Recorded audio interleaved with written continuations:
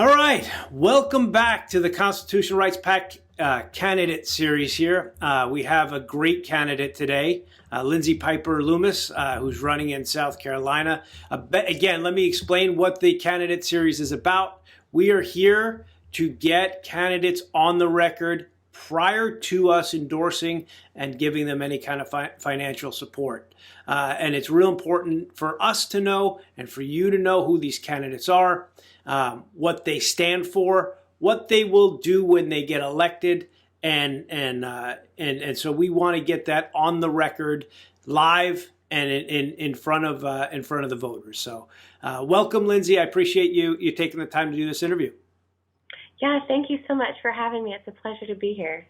And look, you're in an extraordinarily interesting race with one of the most, if you're a conservative, with one of the most duplicitous rhinos who holds that seat, a first-termer, Nancy Mace, who came in on the coattails of President Trump and did everything she could to utterly destroy him as soon as she got sworn in. And there's a lot there. There's a lot to unpack, and I'm going to give you an opportunity. Normally, we don't talk a lot about the opponent, but I want to give you an opportunity to talk about your opponent because in this particular case, she's been such a great disappointment to all of us in the conservative movement. But so tell me about your background. Where do you come from? I know you have a really interesting background and interesting family life, and I'd like to hear about that. Yeah, definitely. So I have two girls. My husband and I have been married 16 years. He's a combat veteran. Our girls are nearly 19 and 15. My husband, I married him when he was active duty, and we transitioned into the veteran life. And I was a caregiver to him for over a decade. So for 16 years, I've been advocating and fighting for military, children of wounded warriors, and veterans on our own terms. I was never a part of an official organization, that capacity. Every crack that my husband fell through, we took that place and used it as a solution to help others. And people would ask us, how did you get the wheelchair paid for? How did the VA do that? Because the VA was denying that. How did you do this? And so over time, I began working with leaders across the nation in that capacity. Obama wanted to separate my husband without benefits when he became non-deployable for service-connected injuries. And he also wanted to take a rank away that he was about to sew on. And I said, hell no, excuse my language. It's not my usual terms, but I worked with two of his commanders.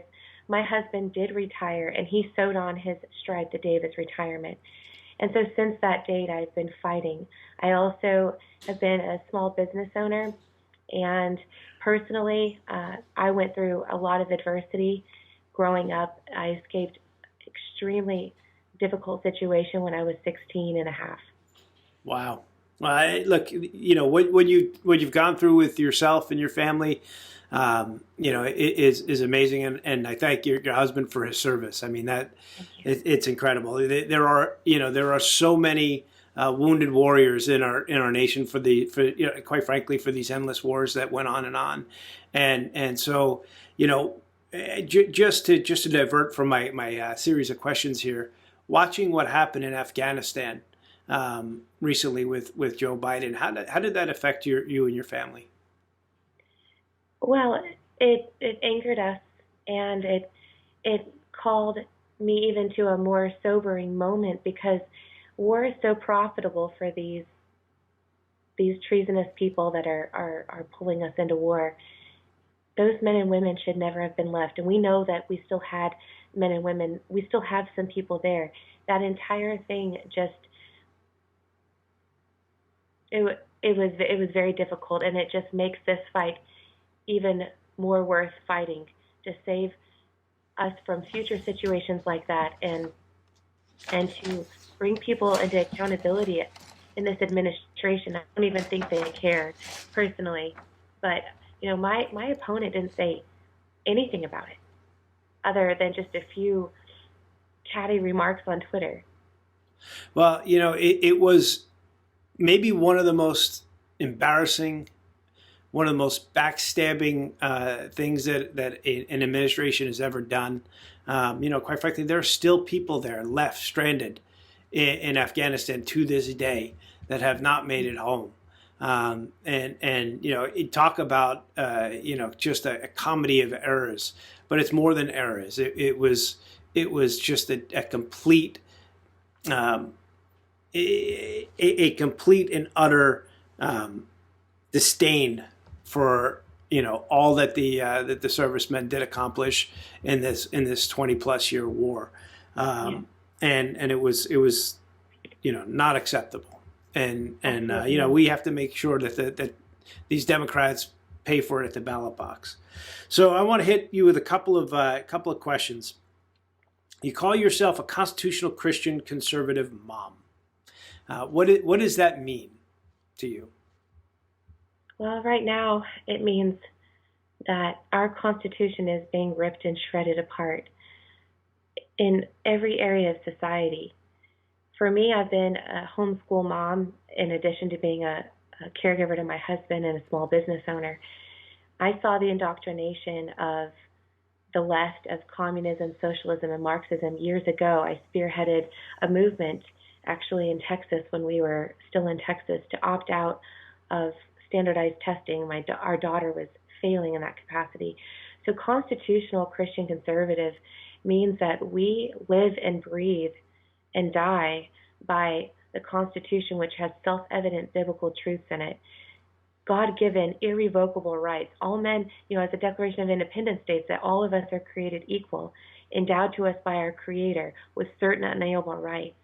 And what we see right now is that all of those rights are being stripped away from us. Some of them have been stripped away and we're gaining those back. But the Constitution as it stands is to protect, defend, and preserve every fiber, every piece of society in that freedom.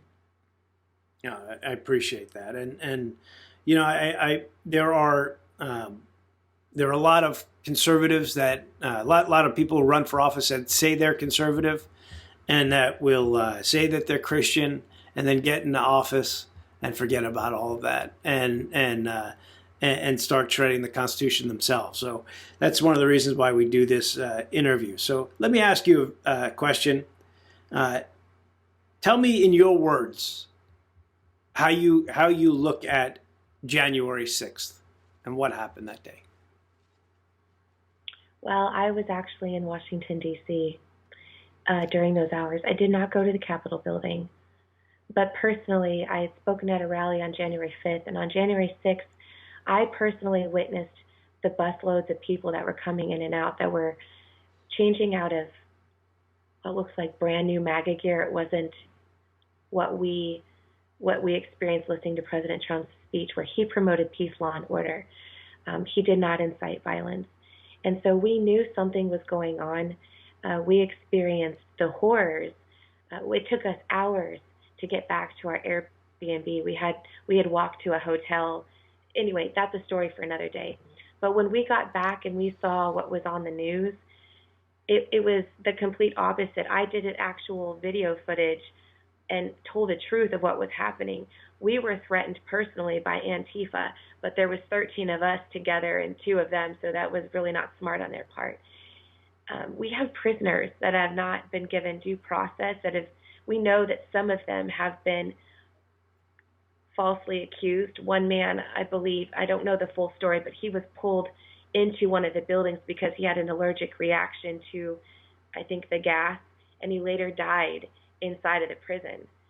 These individuals have been tortured in the sense of where they're at. It's just horrific situations. So for me personally, we need to take care of what happened that day. We know that people have been voted or held in contempt, like Bannon. He was not there at that location that day. I personally will stand for those individuals to be set free and to have a proper process. The other piece that I would say, as we're watching all of these committees play out, they don't want to say anything about the FBI, the CIA, and those that were there undercover that day. There's no accountability for these government agencies. When is that accountability going to come forward? So I think it was a great tragedy on what happened to the people that day. I don't think it's okay for anyone to break into a building, of course, but that's not what we saw that day. The footage has been censored. We see people that have been produced footage that showed the Capitol Police allowing people into the building and beckoning them in. Well, not only that, yesterday, as a matter of fact, as of yesterday, there was a video showing the Capitol Police actually opening the doors of the Capitol from the inside. Yep. So it wasn't busted down; it was opened, and people were, let in. And quite frankly, these are questions that we're not going to get to the bottom of with a Democrat-run Congress. And your opponent had a completely different take on Congresswoman Nancy Mace had a completely different take about January 6th.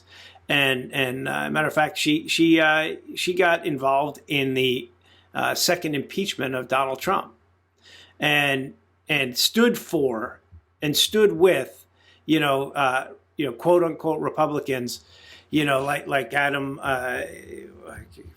His name escapes me, and Cheney, Liz Cheney, and all of the Democrats who want to destroy this country, destroy Donald Trump, and destroy this conservative Make America Great movement. And that's really what the January 6th thing is about, is not only in a sense are they punishing people, but they're doing it for a very specific reason. They're keeping this alive for a very specific reason. They're telling every single American that if you don't like who we choose for president, you're going to go to prison. You can't speak up. You can't let your voice heard against the government, or else you're going to pay a penalty. And it's about time American people really take another look at what really happened on January 6th. And I think the American people already know. The people who were there, I was there. And, I didn't go into the Capitol. I was close. I just, I'm a 50-year-old man, and quite frankly, I can't throw down like I used to, so it wasn't even a consideration. But the, the idea that these people went to have their voice heard, and have their voice heard about something that's so important, like preserving our democracy, like the Democrats like to spew, and get thrown in prison for it. This is good. This was a dark time, and this is a dark time in our nation's history, and we have to write it, and we have to write it quick. Yeah, and I just wanted to say, reiterate that President Trump did promote peace, law, and order, and anyone that loves the Constitution would not violate that. And so, personally, of being inside the Capitol building many times, I know there's a lot of checkpoints. So I know that these individuals would not have that love the Constitution and love our nation, would not have just tried to go in and destroy something. That just is not logical to me. Even in of itself, they would have only gone in had someone said, "Hey, come on in. We're opening this up to you." That's more logical. So I just wanted to finish that thought out. Absolutely. And look, they were grandparents. They were your neighbors. They were firefighters. They were, police officers. They were regular people who showed up. They were the people that go to your kids' school, and they're being locked up and hunted down like animals. Let's talk about critical race theory for a second. I live in Loudoun County. Nobody knew where Loudoun County was till a couple of years ago. Now we're infamous for our crazy school board and all of the chaoticness that went around Loudoun County School Board. And they're still fighting their ideological battles. Matter of fact, yesterday one of the principals said if you violate the school board's edict, which goes against the governor's executive order, they're going to charge your child with trespassing if they show up to the school without a mask. But one of the things that really turned around Virginia and the Virginia elections in 2021 was this critical race theory. And I'll tell you my personal experience. My son's first day of high school His very first day was on virtual learning in the 2020 COVID year, and the principal gets on the video conference and says, doesn't of course say this is going to be hard and we're going to get through this. Don't worry about it. No, his reaction was his first speech to these new high school students was, we're not going to put up with racism in this school, and your white supremacy is not going to be accepted here, and berated them for 15 minutes. And that's really been the direction of our public schools. So tell me what you're homeschooling, but tell me what you think about critical race theory and what you'll do to stop it in Congress. Yeah, I love what I'm sorry for what you all have gone through, but thank you also. We honor you because you've been on the front lines. We actually have one of the Loudoun County moms on a part of South Carolina down here. So number one, I hate critical race theory. It is a social construct that is an abomination to this nation. I have been speaking out against critical race theory from the very beginning. City council, because our city council in Charleston County is horrific. I can explain that later or at another time if you like. But I've been attending city council meetings, school board meetings. And so what am I going to do about it at a federal level? I would be supportive of Congressman Bob Good's legislation to combat CRT if I was already in office. And I would, partner with our state in making sure that this is happening. So at a local level, we have a great number of mama bears that have wrote legislation to combat all of this. We actually have 2 or 3 bills right now to fight this. We're also working with getting new individuals elected in at the state level. And because our state, I don't know if you've ever heard of the doctrine of the lesser magistrate, but in this hour, our leaders should have stepped into these school board meetings to stand in the gap and hold these school board officials accountable. Maybe they wouldn't have listened, but throughout our nation's history, anytime a lesser magistrate stood up against a greater magistrate on behalf of people that were being oppressed, there was a massive change. So then we also have parents who are running for school board. We're already actively engaged in this. We have a coalition.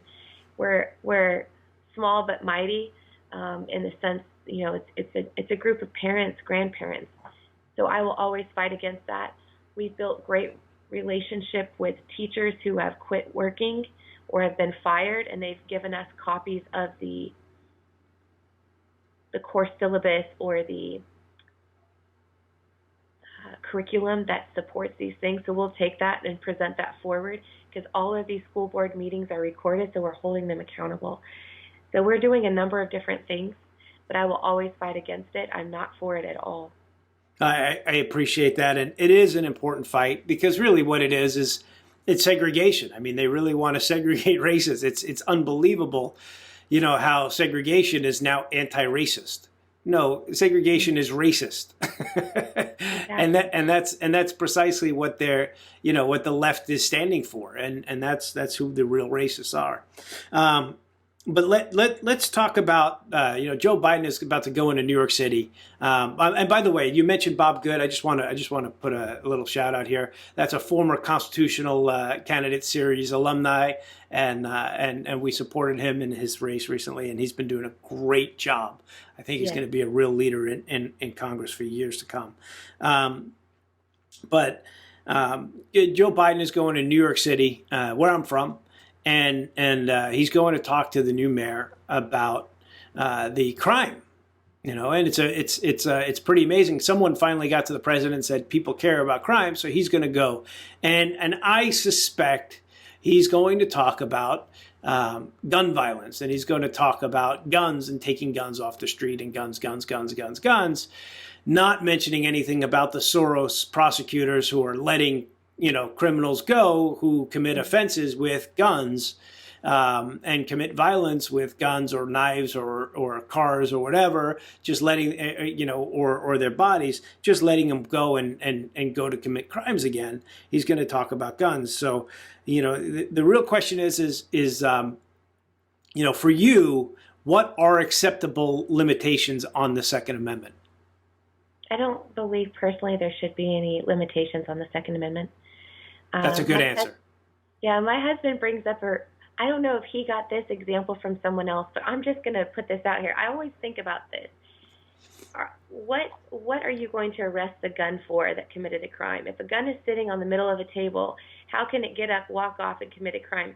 Guns are not the problem. If we take all the guns away, there is still going to be a high level of crime because there is a black market that where people can buy these things. So the gun is not the problem. It's the person behind it. We need to.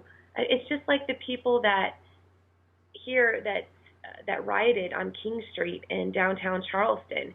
Many of them were let go without any course of accountability. They just let them go, and these businesses were destroyed. And then COVID came with that whole situation, and a lot of these businesses have closed down. I can walk through downtown Charleston, and so many have closed. And so the guns are not the problem. It's the person behind it. So if we want to crack down on crime, then we really need to take a look at what's going on behind the scenes. It's not the gun that's the problem. Absolutely, 100% correct. And I'm glad you answered that. I gave you kind of a little trick question, but you knocked it out of the park, and I appreciate that. Constitutional Rights PAC, kind of got founded on the gun issue. We hosted Gun Appreciation Day, and in 2013, and stopped Biden and Obama. Biden actually said that he guaranteed there would be gun control by the end of January 2013, and we shoved it down his throat. Gun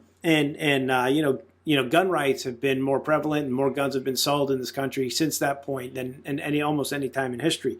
Now, the issue is the soft on crime progressivism that is plaguing our cities and plaguing our nations. And, I doubt that Biden is going to say much, if anything, about that.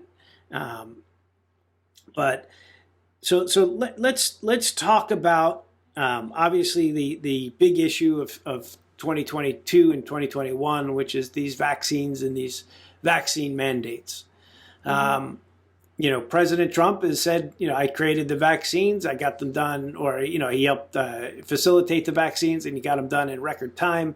At the same time, Biden and Kamala were saying that I'm not going to take Trump's vaccine, and I'm real skeptical about it. And it was okay then to be skeptical, but now that Biden's president and wants to get a jab in every arm, the idea is to mandate these vaccines. Where do you stand on the vaccine? Where do you stand on the vaccine mandate?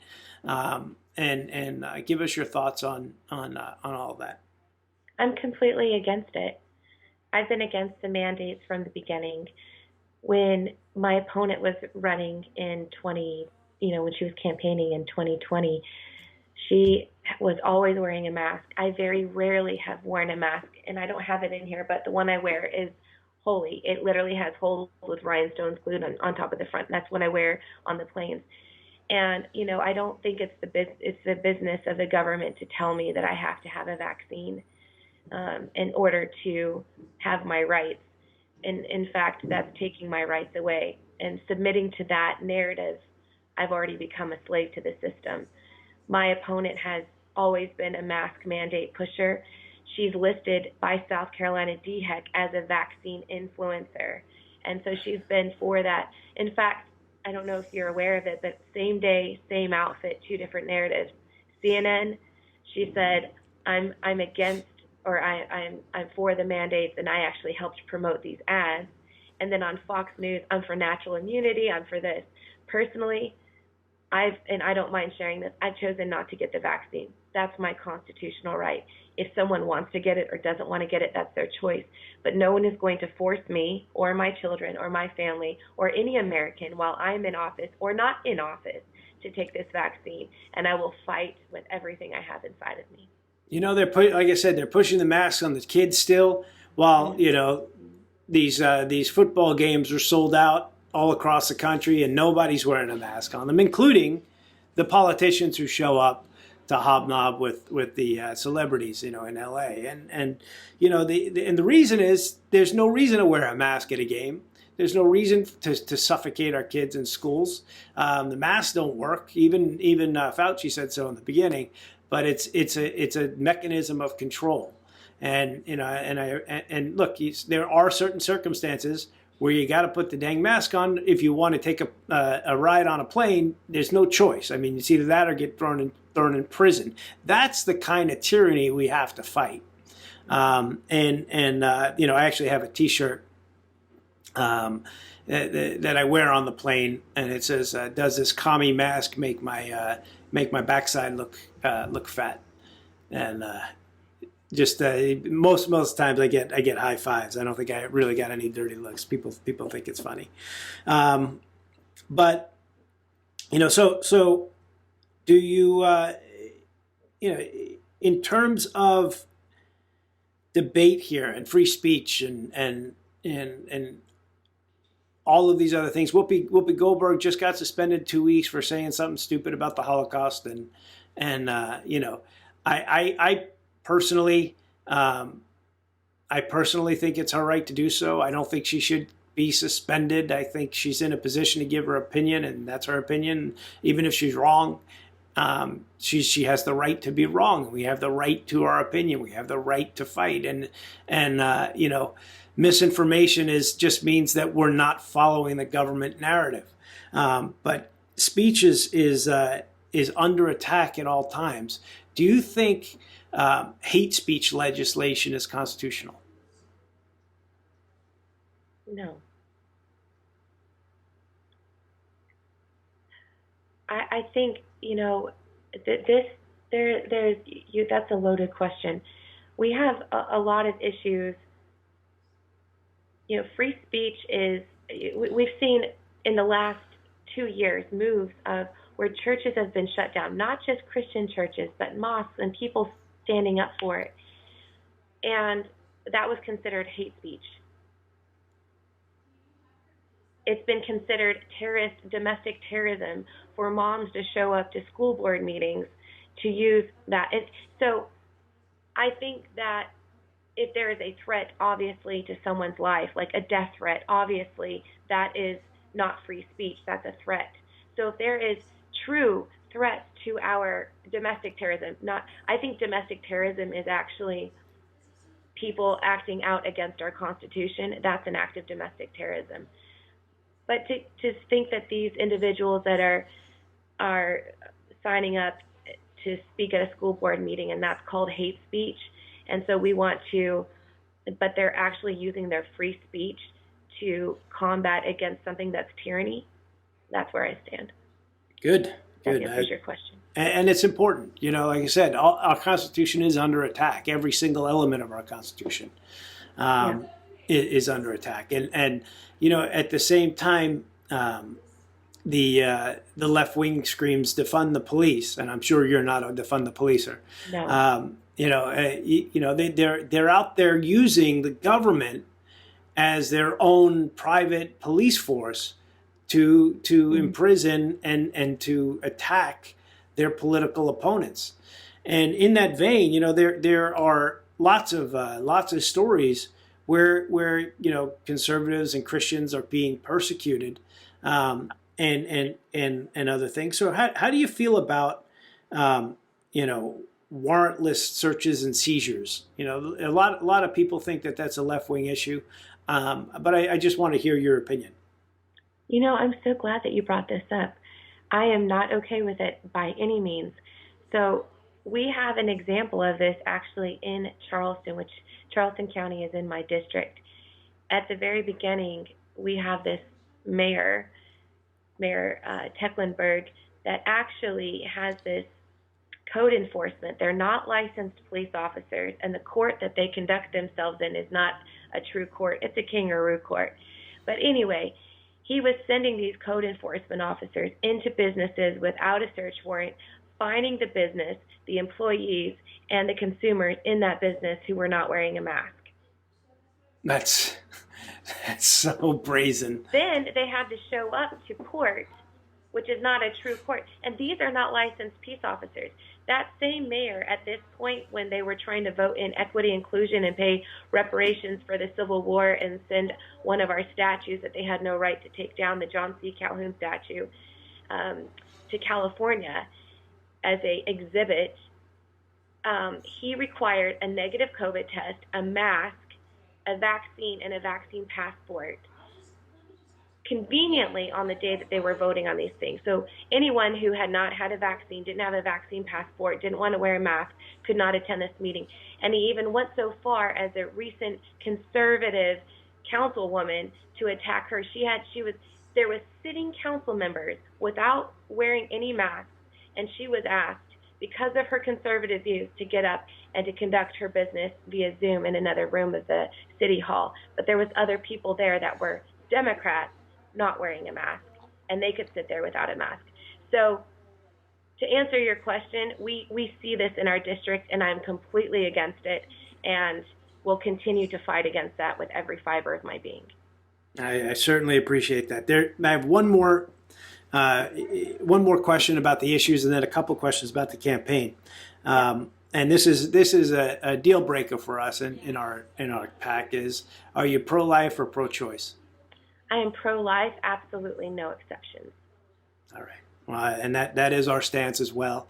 It's too important of an issue, and it is that kind of issue where we can't support someone who is soft on that issue. And I think the country is coming back to the issue of life, over death, and I certainly appreciate your strong stance on that. So about the campaign. It's important that that you have a plan, and it's important that you have a path to victory, right? Even if it seems far out, you're going against an incumbent who gets a lot of airtime on Fox, and quite frankly, an incumbent who definitely needs to be taken down. So tell me, how do you plan to do that? Do you have a ground game going on in the district there? I know I've been to Charleston, and it's a beautiful, beautiful city. Just walking around there is fantastic. So, walking the streets and doing those things is not much of an effort. It's more, I'm sure it's more a labor of love out there. Yeah, you ask a great question, so thank you so much. And I just wanted to clarify on the pro-life. My opponent is actually pro-choice for rape and incest, and said so on Fox News not too long ago. Just wanted to throw that out there. But our ground game is huge in the sense that's our strategy. We are the underdog in this race, but we've been fighting hard for 9 months to connect and build relationship with individuals. A lot of people didn't know how my opponent has voted or what's going on, so a lot of it has been education. And if you look at the model that Jesus had with his grassroots movement, he didn't build name recognition because he understood who he was. He focused on connecting and relationship, and there was nothing that could control that grassroots movement. And so that's what we've been doing, is being real with people, building connection and relationship little by little. And so ground game is the strategy. I know my opponent is actually actively seeking to employ people to do this, and we have people that are already throughout the district knocking on doors, opening up their homes for meet and greets and what have you. And so that's what we're going to do. We understand that we have to raise money, absolutely, but this race is not about pompous pulpits, fame, name, pomp, and circumstance. It's about the people. And if you meet the people where they're at, I'm an average everyday person just like you and everyone else, and understanding that, listening to them, what is your issue, and then talking about solutions, then we're good. Awesome. So do you enjoy fundraising? Is that something that is there some people love it and some people absolutely despise it? I love talking to people. I don't know that I love fundraising itself. But it is fun getting to talk with people and, converse in that aspect. And then the fruit of that, of course, is the fundraising. So I guess you could say I enjoy it and then I don't like it. That's just being honest. Understood. That's good. Because unfortunately, in this the day and age, it's an important necessity, and the fact that you're doing it says a lot. It's not an enjoyable thing for most people, but getting out there and making sure that you have the resources in order to win is super important, and very important. And final thoughts. Please, don't talk to me. Talk to the audience. Why should the Constitutional Rights PAC support you? Because I am a Christian constitutional conservative, and it's time to take the power away from the government and give it back to the people. So my promise is to protect life, liberty, and the pursuit of happiness as originally ordained in order for this country. And I think that anyone that comes to the table with that heart, humility is the first place. I think we're going to see a red tsunami. We're going to see a move unlike anything we've ever seen. So I thank you for what you're doing and standing behind candidates like myself and others that really want to fight for this nation. And the only hope we have is by linking arms and doing it together. Absolutely. Well, I appreciate your time this morning, and I wish you luck in the race, and you're going to get our support and our endorsement, and look, we gotta win back this seat. We can't leave this seat to someone who is duplicitous and who is rhino-ish as Nancy Mace. So we need Lynz Piper-Loomis, and look, go to our website, constitutionalrightspac.com. You'll be able to find Lynz on our page, and you'll be able to donate directly to Constitutional Rights PAC, and those donations will go directly to your campaign. We'll even pay for the credit card charge for anybody who donates to you through our PAC.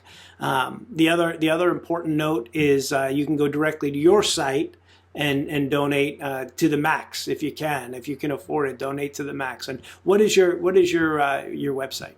Absolutely, thank you. It's lynzsc.com. lynzsc.com. Everybody go to lynzsc.com.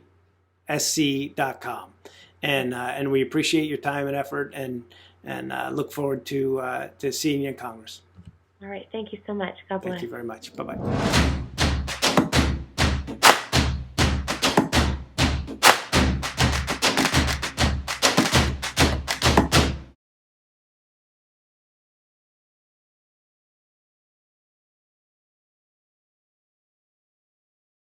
Constitutional Rights PAC is responsible for the content of this message.